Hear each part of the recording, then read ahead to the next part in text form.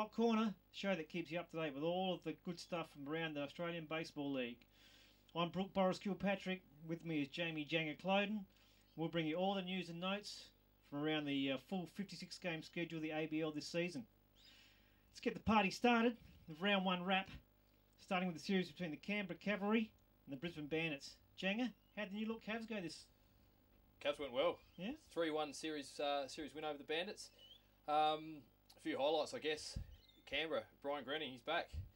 Drop off in his strikeouts last season, so not the Brian Grenning we're used to seeing.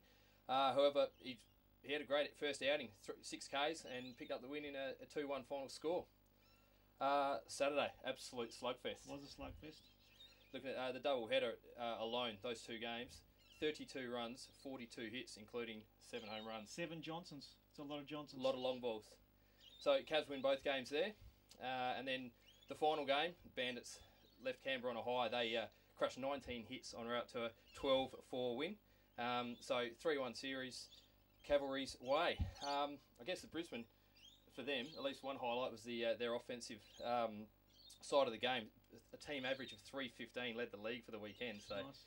Some positive signs there, even though they did come out on the wrong side of the ledger. Strong. To go with the 315 average, 5 home runs, 4 steals over a 4-game series. That's nothing to sneeze at. So we'll see if they can take that into their week 2 action against the Bite at home. Nice. I guess also with on the Canberra side of things, pitching is a concern. Yes, they did win the series 3-1, but the team ERA of 6.09 have to be a concern for. That's monstrous ERA, isn't it? 6 over 6.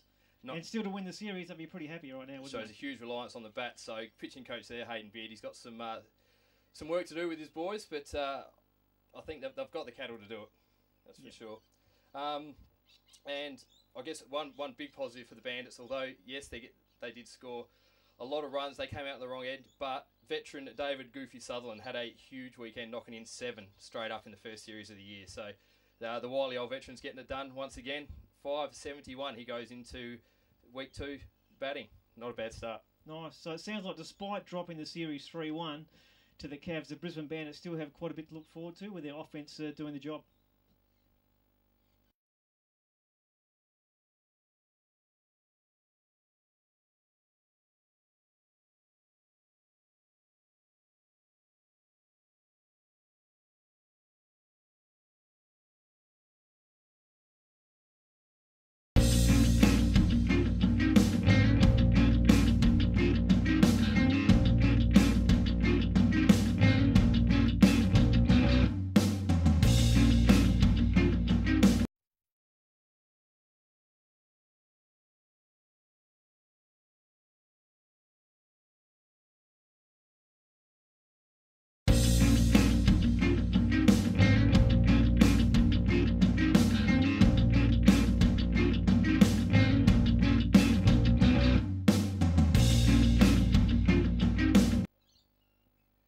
On to the Melbourne Aces hosting the Sydney Blue Sox.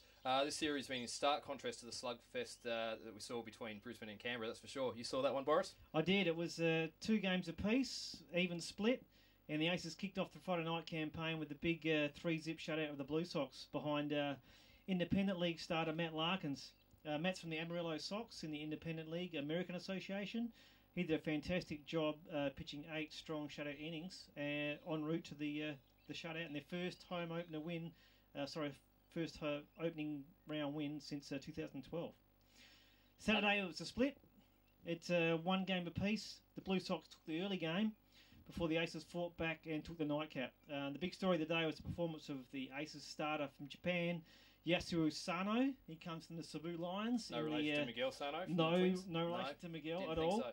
He plays the Cebu Lions in the Japanese Professional League, and he was lights out, but they rode him like a Melbourne Cup favourite, mate. He pitched 115 pitches in 6.2 innings. Solid opening day workout. Solid workout, so he's probably in the ice bath right now, but he's racked up 10 strikeouts and got the boys over the line for a win. So Sunday it looked like the Aces might take the series, but things didn't go well early with the Blue Sox just smashing the pill early, and they scored 5 in the first 2 digs and en route to a 6-4 victory for the 2-2 split.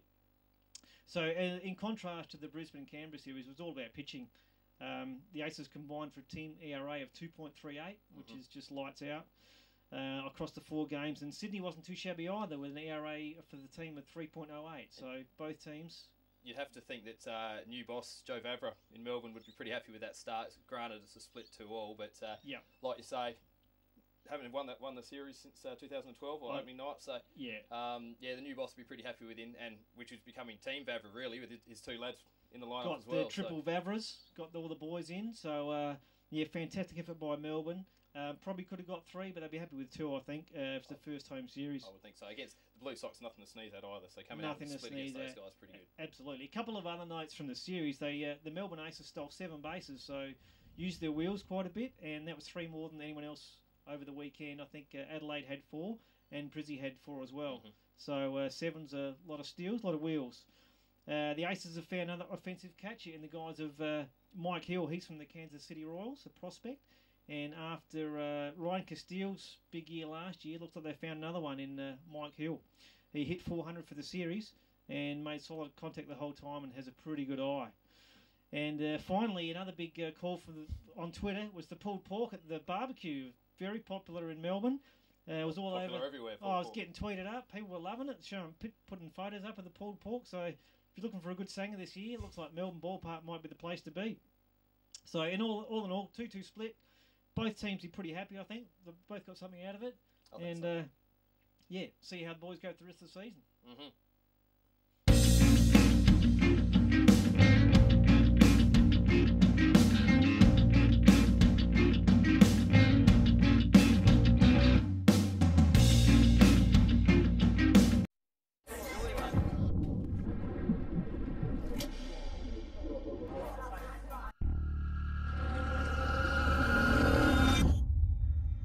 Take it from me, one punch can be lethal. Thrown in anger like this, without warning, without any gloves, it can be deadly. One punch can end his life and ruin yours. It takes grunt to throw it, it takes guts to walk away.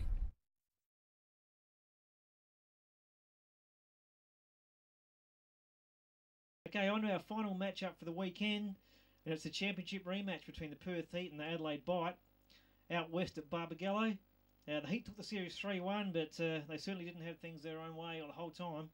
Janga, how'd you see the series between the league's heavyweights? Well, I mean, at the end of the day, that series could have been anything. Could have been 4-0 to the Bite if a few little things went their way, especially at the death of each game. At the end of the day, Perth took the series 3-1. Friday night games saw Adelaide go into the night with a 4-2 lead and bring in who I assume is going to be their closer, Kevin Comer. Didn't quite happen. Had a shocker, to be honest. Had a mare.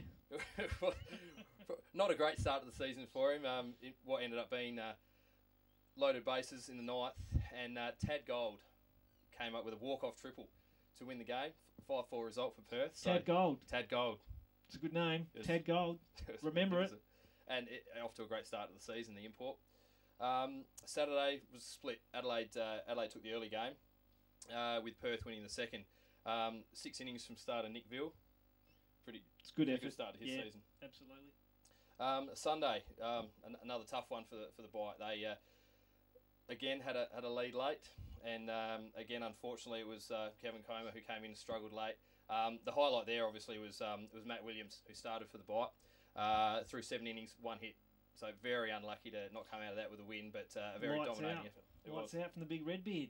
And that is some sort of red beard going at the moment. It's a pretty wicked beard. I'm just waiting for the man bun. He's got a lot of hair at the back too. No man bun coming from that fella. I hope no not. man bun at all. So 1 hit, and then Kevin again. The bullpen couldn't get it done, unfortunately. So you look at the playoffs in the majors right now, and the good teams have got good bullpens. Yeah. So it's going to be certainly something that Adelaide manager Stephen Mintz will be focusing on. I would suggest over the coming days. Pretty tough start for Stephen Mintz. I mean, coming in, it's tough to learn your bullpen. You've got new guys all over the place, and just things didn't work out today. No, but on the offense side of things, for the weekend, Adelaide out-hit the Heat 38-24. So huge offensive outburst. It did just come down to the arms at the back end of the game. So I think it comes down to champion teams. You give them a chance, give them a sniff. And that's what the Perth Heat are. They get over the line, don't they? Perennial champions. They're always around the mark. So that's leave a little gap for them, and they'll take advantage. Yeah, a bit of a heartbreaker for the bite there, going down 3-1 where it could have been the other way, could have been 3-1 up, but that's baseball. It is. You've got to do every part of the game right, or else things come back to bite you in the butt. Okay, so the big positive for Adelaide, like you said, they hit well. Their starters pitched well. Stephen Chambers pitched well. He did. He had a great outing. Bit of a journeyman. He has. He's been at Brisbane a lot. Had a quick stint at Canberra in previous seasons, but found his way down to Adelaide and off to a huge start for GM Nathan Davison. Be pretty happy with what he's got from bringing him down straight up. And another positive for the bite too. I know we're talking a lot about them, but right here, Angus Roger had a really rough season last year. Couldn't get himself fit, and he's got out there and really started swinging the bat early. It's important because no Mitch Denning this year, so they need an extra big bat. So if Roger can be that man, things look good for the bite. Let's hope so, for their sake. Beautiful.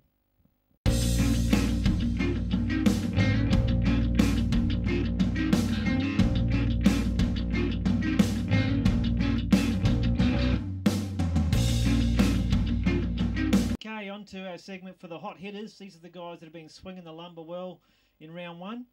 We've already mentioned a great series by Brisbane's David Goofy Sutherland, but there are plenty of others to go with. And my hot hitter, I think I'm going with David Harris of the Canberra Cavalry, 24-year-old outfielder from the Toronto Blue Jays organisation, and he was lights out. He went 9 for 16, hit a home run, 6 RBIs, scored 5 runs, and leads the league in total bases with 12. Not bad. Janga, who you got? Who's your man? One of those hot-hitting Brisbane Bandits, Connor McDonald, Brisbane-born Houston Astros prospect. He went 5 for 12 over the weekend, double, home run, 9 total bases. So a 1.250 OPS. That's a pretty hot start. It's a pretty damn good start. And I guess aside from those two, some honourable mentions. You've got to look at Derek Lovelace from the Cavalry. Derek Lovelace. And Ted Gold. Ted Gold. Derek Lovelace. We'll get some names this year. As I've already mentioned, Angus Roger, good series for the bite, really good comeback story for him. A couple others, ex-major leaguer Brad Harmon is always going to be around the mark. And Kyle Petty, new addition for the Adelaide Bite. Another big name, NASCAR. Yeah, we've got some big names this year, but yeah, all those guys really did it with the lumber. It's a fantastic effort. Okay, let's flip the coin now and let's start talking pitching. What about the flamethrowers for the round, the guys that did it on the hill? Well, I think I know you've already mentioned yours. I've talked about Sato, the 115 pitch outing with 10 strikeouts. Amazing. Anytime you can rack up double digits in the ABL, you're doing a pretty good job. Who's your guy? Well, again, I've already mentioned him, Matty Williams with the bite. Phenomenal effort from a guy really who spent most of his time as a closer over the years. Absolutely. Dabbled with starting a bit since he's come down to Adelaide. And, I mean, 7 innings for 1 hit ball against that Perth lineup. That's a phenomenal effort. Yeah, sensational. And keeping that hair out of the eyes just helps. Not too easy. He's only a little fella too, not a big man. Just brings it. Throws it well. Yep, throws it well. Absolutely. Again, honourable mentions? Honourable mentions, yeah. Matty Larkins, who you mentioned from the Aces. Yep. Great opening night effort. Brian Grenning, the as veteran. We've already spoken about him. Yep. Wayne Lundgren from the Blue Sox, been around forever, still getting it done. Did a good job. Yep. And as I've already mentioned again, Stephen Chambers with the bite. Great first up effort for his new team. And your man from Perth, the T-Rex, perennial favourite, Daniel Schmidt. Love big lefty. He did a great job for the Perth Heat. So some good pitching performances there. Fantastic.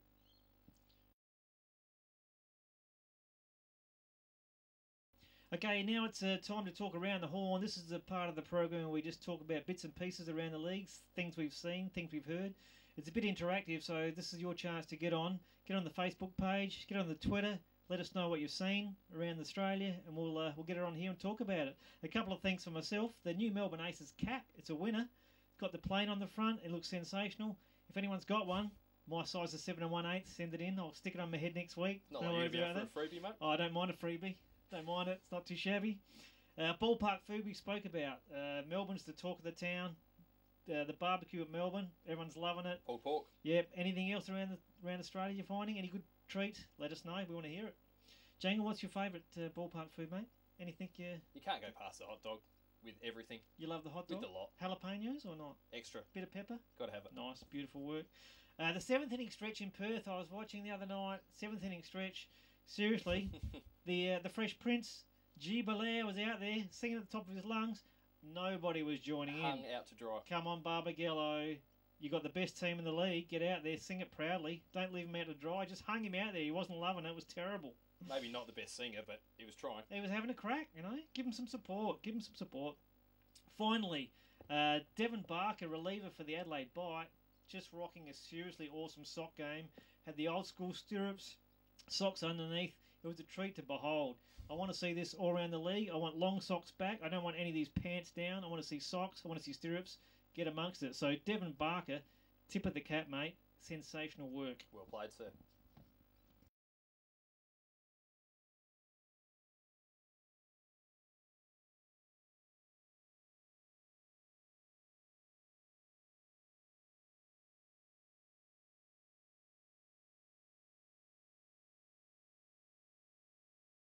Okay, let's talk round 2. Next week's games, we've got Adelaide at Brisbane.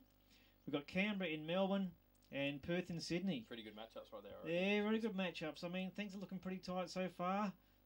Still no games at the beautiful Nord Oval behind me. You can see Cooper Stadium in the background here. A couple of weeks' time, this place will be rocking, so get your butts down if you're in the neighbourhood.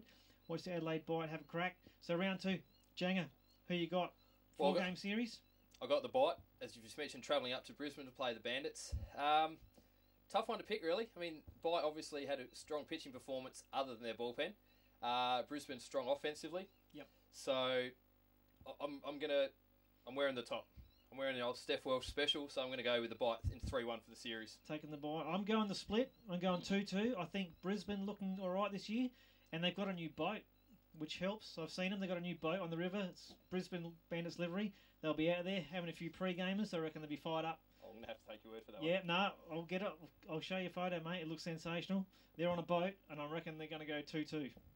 Well, I think a big key to that series will be Stephen Chambers against his old side. If he pitches anything like he did the other night, and you'd think the adrenaline would be pumping. Yep. I think that'd be a big stay. If he can win that game 1, if he goes game 1, if he can win that one again, that'll go a long way to the Bite coming out on top. Fingers crossed the Bite's bullpen goes all right. Fingers crossed. Next up, Cavs versus the Aces. Who you got? I'm going for a split there.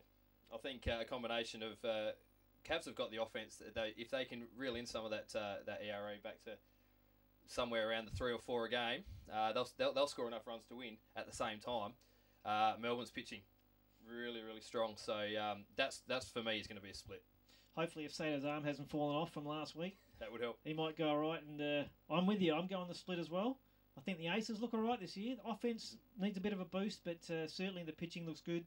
And I think 2-2 split in that one as well. Yeah, and while I'm sitting on the fence, I'm actually going to do the same for Perth versus Sydney. I think that's just going to be an absolutely cracker of a series.